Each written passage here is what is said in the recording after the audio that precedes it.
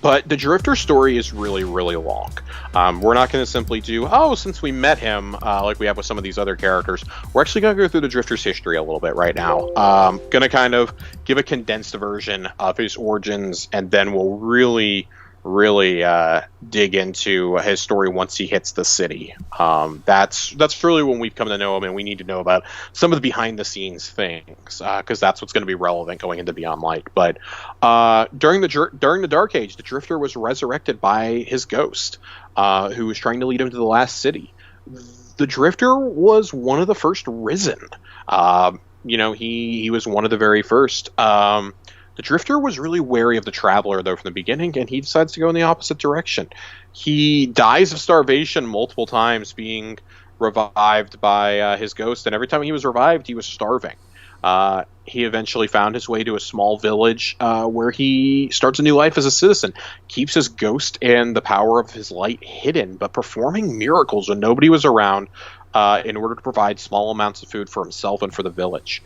Eventually, the Iron Lords came, and the leader, Lord Dryden, offered the town multiple months' worth of supplies and food in return for use of the town as bait to draw out an enemy known as the Red Man. The town very eagerly accepted the terms, and they were able to survive the winter. However, one of the villagers tried to escape because they were afraid of the Iron Lords. He was captured by the Red Man and his fire team and tipped off the warlords to the town's location. When the warlords arrived, the Iron Lords ambushed them, and the resulting battle burned the town to the ground as Drifter's ghost watched from afar. When the battle was over, Drifter buried all of the townsfolk. He would eventually own a bar in the shadow of Fellwinter Peak, going by the name Wu Ming, still keeping his light and his identity as Arisen a secret. His bar was destroyed when Lady Effertite got into a fight with a group of warlords and shot it up. The Drifter paying her when this was all done. He walked up Fellwinter Peak to talk with Lord Fellwinter himself after the fight. He informed him of what happened with Lord Dryden and what happened to the town, and that he broke the code of the Iron Lords. Fellwinter was skeptical of the Drifter and asking how he could prove his claims. Drifter's ghost appeared and sent pieces of evidence, audio and video, to the ghost of Lord Fellwinter. And then Fellwinter simply asked them to leave while preparing his Iron Banner loadout. At some point in the Dark Age, Drifter was in a crew with several Risen, and they would perform heists on warlord territories. And they'd pick off everything. They'd pick off enemies. They would respond to security detail issues. They would steal supplies and encountered no other resistance during this. Drifter commented in the years that would follow to us, specifically in the events of Joker's Wild, that he could have kept on with that with his crew for centuries. So after this, though, when the City Age dawns, as most of the Risen and most of humanity are moving out there, Drifter sets out to leave the Sol system with some of his crew, searching in something greater than the light. Due to the conflicts the light had brought to Earth. He traveled for centuries, eventually finding a cold, desolate planet, which gave off an energy that seemed to repel light, similar to the weapon Thorn. Drifter went to go and try and make it portable, although he felt that humans were not yet supposed to be on this world. The extreme cold of the planet took a toll on the light bearers and caused them to occasionally freeze to death and require ghost resurrection. Yet Drifter and his comrades were hopeful they could find something useful, and they were confident in their skills. They found a series of monolith-like structures on the planet with strange shadow-like creatures imprisoned in cryogenic suspension. Quick aside, this has been speculated to possibly be the Race of the Darkness. The Veil is the name that the community has kind of dubbed it. We were wondering if we'd see them Beyond Light for the first time.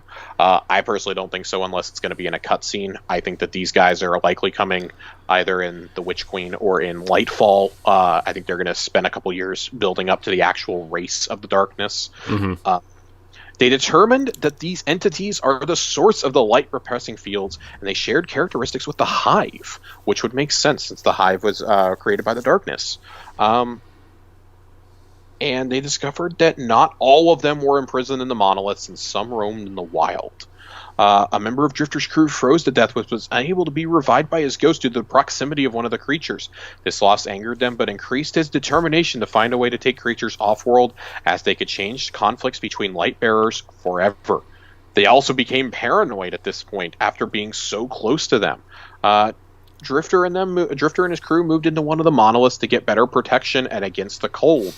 He continued examining the technology and tried to understand how the cryptotech work. Tempers rose, and when a second member of the crew died to the proximity of one of the creatures, some of them began to believe that the others had lured the creatures close. Although Drifter thought the creature itself had deliberately only killed one of them as a warning to leave. When one of the light bearers drew his gun, the Drifter warned them all the next time one of them died that he would kill them all. A little over a year after they arrived, only the Drifter and 3 others remained, and their ship had ceased working due to the intense cold. The cold had killed them thousands of times by this point, and the paranoia had turned them to insanity. After settling in for another night in a monolith, they lost all connection to their light due to Gaul entrapping the Traveler in a cage. So we're catching up to the present day now. They each believed that the others were responsible and drew their weapons. The Drifter lived up to his promise and murdered his 3 remaining companions. His ghost snapped at him at this point, informing Drifter of a way they could capture the creatures.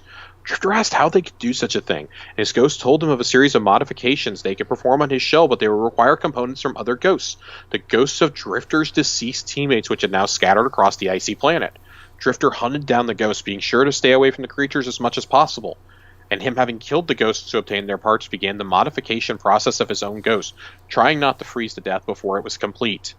When they were complete, his ghost could see and emit light and energy in spectrums no other ghost could, eventually inspiring the tech used for the Gambit banks, moats, and portals. He returns to the solar system on a ship called the Derelict, with the object from the Nine, the Hall, and a small Taken army in a pocket dimension, which he could control using the Motes of Dark. He eventually came to the last city, of course started the competition Gambit, and would recruit other Guardians. He encountered the rogue gunslinger Shin Malphur, who had begun tracking Drifter after learning of his connections with the Shadows of Yore, who Malphur was hunting. Drifter was associated with them for a little while, and until he had a falling out with Callum Sol. Callum, if you remember correctly, is the guy that is killed, and we see his shadow in the Ascendant realm when we go to do the Malfeasance quest line. Mm-hmm. He also claimed that the object his ship was pulling, the hull, may yet be powerful. Malphur was unsatisfied with this, and he changed the subject by mentioning Callum, knowing Malphur's obsession with killing the Shadows of Yore would divert his attention. The Drifter at this point had also met Callus in his real form. Reminder, we've never met Callus in his real form. We've only seen the robots. Yeah. Drifter asked if Callus would be fighting over Guardians now, and Callus simply replied that his shadows were his, and Drifter took that as a yes. He tells Callus that the Cabal Emperor is not even Cabal anymore and leaves on his Sparrow. Of course, he starts the Gambit with Shin's approval. He undertakes the goal to retake the Prison of Elders on behalf of the Spider. And at this point, he gives us the Malfeasance quest. We're not going to go into that. It's hinted that Shin kills Callum for being part of the Shadows of Yore and using the parts stolen from his body. Or not from his body, just using the parts stolen. Drifter and the Guardian create the Malfeasance, weapon powered by both the light and the dark. Probably the biggest chunk with the Drifter, though, comes from Joker's Wild, when you're forced to take a side between the Vanguard or the Drifter, which really has had no consequence other than him calling you a snitch if you ratted on him to the Vanguard. Mm-hmm. But he specifically goes into something, and these are weekly bounties we could get from Xur during Joker's Wild, and I think you may still be able to obtain them, but they are going away, to my knowledge. You get a vision from the Nine and from Paladin Orin that shows the card game where the Drifter had been granted the Hull from the Nine. The Drifter was alarmed about the Nine reaching out to the Guardian and that they had gotten another glimpse into his past. stating that his deal with the Nine was risky and warned them not to trust them or what had become of Paladin Orin. He asked them to ignore the emissary if they approached them again and leave the situation to him to deal with. A few weeks later, the Drifter confronted the Guardian about their continued visits with the emissary in the unknown space, where we do the Reckoning at. And he asked them to stop visiting her if he explained who she was, and proceeded to tell them about how Orin used to be a Reefborn Awoken who was close to Mara Sa before dying and being reborn as a Guardian. She eventually went looking for the Nine to gain power and got it, but she was transformed into the emissary. The Drifter declares her past no longer mattered and she was no longer who she had been, just like him, and made another demand they stop investigating. Of course, we ignore the Drifter and we continue doing these. And then they learn of the Drifter's true past with Orin and the Nine, and of the warning given to him about the Pyramid's imminent arrival. This is the next mention that we see of the Pyramids. We saw a little bit of them in Mara Saf's throne world, as we mentioned several weeks ago when we talked about Mara and Uldren. That this is big. His own interactions had confirmed his deepest fears, that he was in over his head with everything that was happening. And he warns the Guardian in a final passing they need to set aside their conflicts, their inner conflicts, and understand the light could not defeat the coming darkness on its own. But typical of the Drifter, the key to salvation lays in Gambit, he says. He very much sees Gambit as a way to train the Guardians for what's coming, which presumably is why he's on Europa. That seems to be the big mystery right now, is why exactly is the Drifter on Europa? We know why the Stranger is, and we know why Eris is at this point, but the Drifter is still a big question mark. The Deepstone Crypt is actually just a big Gambit arena. Get out. I hate you. Of course, you have different stories that play out if you side with the Drifter or the Vanguard. We're not going to go into that. It does deal with the Praxic Order, of course. And then, if you snitch on him, then he calls you a snitch. Continuing on in the events of Shadowkeep, he kind of went a little bit dark after Joker's Wild. We don't see much of him in Opulence or in Shadowkeep itself. We see him mentioned in the Season of Dawn, though, that he helped Osiris build the Sundial initially. And he notes something very interesting when he returns to the tower, that he can hear the Sundial whispering. We don't really know what plays into that. I do still think that there's something to come with Osiris. Everything's kind of coming to a head right now, and of course that brings us to the Season of Arrivals. Drifter is approached by Eris to help in hearing the messages the Pyramid is broadcasting. After an exchange, the two agree to work together, and he contributes to her mission by enhancing one of the Gambit banks so it could store the power of the darkness put out by the Pyramid. He builds 2 new machines. Also, one device is made to decode engrams tainted by the Pyramid's power into tools for the Guardians, while the other charges and focuses the power of a seed from the Tree of Silver Wings, so Eris can receive the messages. Of course, we know now the messages were, of course, being interfered with by Nokris on Savathun's orders to prevent us from getting the secret of the power of darkness. And he informs the Guardian of all this, essentially. He wants to learn the secrets of the darkness quickly, though, and believes he can use the hall to travel to the realms of the Nine and ask them what the darkness was, believing they may hold the answers. Eris, of course, chastises them for it, does not like them going and doing this without her approval, and basically says you can't go do it, the Events of the Prophecy dungeon, without her being involved. That's kind of where we're left at, though. Of course, canonically, the farthest we've seen of the Drifter is him docking his ship, or taking off from the hall, landing on Europa, and meeting with Eris and the Stranger, seeing the Pyramid. And the Stranger, it is implied at this point, has called to them both for unknown reasons. We know why Eris would be seeking out the Pyramid on Europa. She pretty much says it as much, and the darkness beckons us to come to Europa as well.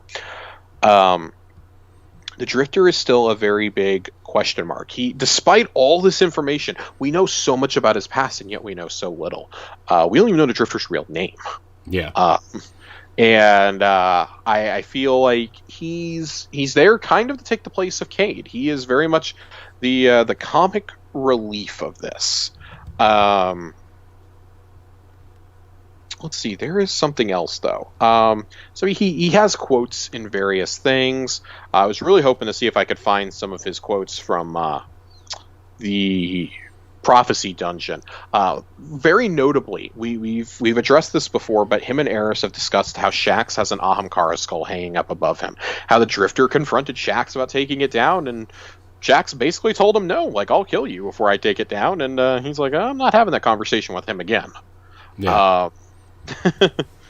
So, yeah, there is an awful lot of stuff. You gotta love it. He's gonna have a massive role to play. Yeah, I mean, when they introduced him, you were like, well, is he really just gonna be this guy that makes you play this weird game mode, right? Like, yeah. I mean, now that we kind of see him in that opening trailer with him there with the Stranger and Eris and the pyramid and the things we've seen afterwards, like, the Drifter is obviously way more than we've seen so far. Yeah, we don't really know what's going on, what the Drifter's endgame is here, but just that his belief that Gambit is salvation seems to be derived from those creatures that inhabited the monoliths that he found on the ice planet. Mm-hmm. So, and it's implied that that's beyond our own solar system, that it is not Europa. Mm-hmm. I mean, I almost wonder if maybe it could be part of the Hall. Yeah. That he has, but who knows? There's so much mystery about him, and I do think that we're going to learn a lot more in the base game of Beyond Light about the Drifter and his motivations here. Yeah. He wants to be on whatever side wins. He doesn't trust the Lightbearers, but he sure as hell doesn't trust the darkness. Yet he's going to be one of the few who's going to be like, yeah, you gotta embrace, like, that's one of his lines, embrace the darkness. Yeah. So it would stand to reason, like we've theorized on this show before, just to kind of end on all this, that he will be part of a new darkness vanguard, so to speak. That he would essentially be the Shaxx of that group, of a darkness consensus almost. Yeah. Him, Eris, the Stranger, Variks, and maybe even Osiris. We know Osiris is working very closely with the Vanguard, but he's also had a brush with the darkness, and came back a little stranger from that. So that has been Lore Corner this week. It's a very long one. It's a very detailed one. But it's really important for us to understand the Drifter before we go into this expansion. Yeah. The Drifter is way more important than you guys, or than anybody, not you guys, but you know what I mean? Like, than any of us realize. Yeah. Like, when he was first introduced, like I said earlier, I was like, oh, well, he's just this new vendor in the tower that makes us play this weird new game mode that Bungie made up, and here we are. 2 years later, right? It was introduced in Forsaken, right? Yeah, so, 2 years. It's been 2 years, yep. Finally seeing the payoff. And and we spent about a year and 11 months of that complaining about it, so... I like when Bungie introduces things that seem kind of indifferent or irrelevant, and then 2 years later or 3 years later, or, I mean, look at the Stranger, like 7 years later we get a payoff. Like, it just, I like that, man. I like it. I do too. I think that an awful lot of lore content is going to come, and it's going to change the way we fundamentally think about some of our favorite characters. Mm-hmm. We've already seen a willingness by Zavala to do whatever he has to do in order to protect humanity. We know Eris, obviously. Eris is like, hell yeah, I'm in on stasis. My connection to the light's been severed. Bring it on. Yeah. And I gotta know what that weird jellyfish-looking thing is flying next to the Stranger. I gotta know. They won't say what it is. I mean, they've confirmed it's not a ghost, right? It is not a ghost. I suspect that it is something almost like a darkness ghost, maybe. Yeah. I suspect that it could be something from the Vex homeworld as well. Yeah. So you think it does the same thing as the ghost, though? Like, it revives her if she dies or something? You think it has that power? I'm not really sure, because I think that if you do something like that in game, that it has to, which to be clear, I do think that we're going to get one of these things for ourselves, because why wouldn't we? That's a way to sell more cosmetics. Yeah. But when you do that, I think you have to do it right, because you have to differentiate it enough from the Ghost, I think. Otherwise, it just feels cheap. But man, I don't know how it would function with an NPC, though. I'm very curious to see how this plays out. Yeah. Or maybe we infuse the Ghost with whatever power this thing has, and they become like the same thing. You know what I mean? I don't know. Mm-hmm. Maybe our Ghost can be enhanced by this thing's power or whatever. I don't know. I mean, because we've possibly. Who knows? I mean, we've seen a Ghost merge with another Ghost before, right? Like in the Osiris DLC, right?